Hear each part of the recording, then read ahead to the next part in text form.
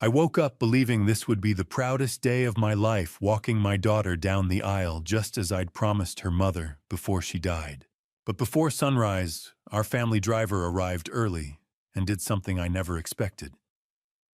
He opened the back door and pushed me inside, pulling a blanket over me. "What are you doing?" I whispered, furious. "Please," he said urgently. "Hide. There's something you need to see." Against every instinct, I stayed silent, and what I witnessed from that hidden place changed everything. Hello, everyone, and thank you for being here.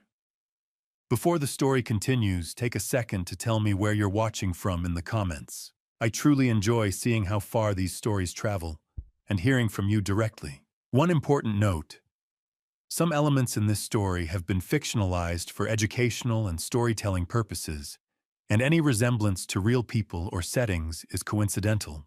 That said, the message I'm sharing is meaningful, and I hope it speaks to you. I woke at 6:30 to sunlight streaming through the windows of my bedroom, the same bedroom I'd shared with Caroline for 30 years before she passed.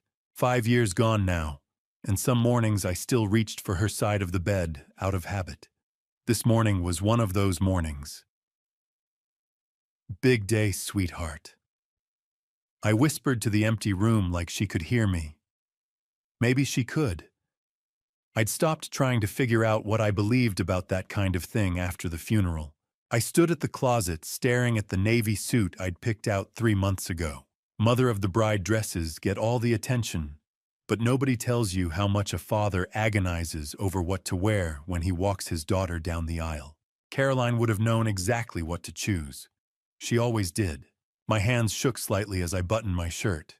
Not from age, I'm 62 and still steady enough, but from something else. Something I couldn't name. A weight in my chest that had been sitting there since I'd opened my eyes. Downstairs, the house was quiet. Too quiet for a wedding day. Emberlyn had stayed at her apartment last night with her bridesmaids, following some tradition about the groom not seeing the bride. I'd offered to let them use the house, God knows we have the space, but she'd insisted on keeping things simple. Simple, right.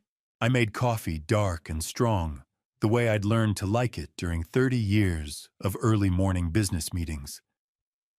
The machine hissed and gurgled familiar sounds in the familiar kitchen. Everything was exactly as it should be. So why did I feel like I was standing on the edge of something? I carried my cup to the window overlooking the gardens. The May morning was perfect, not too hot, not too cold. The kind of weather you pray for when planning an outdoor wedding reception. The tent company had set up yesterday, white canvas gleaming against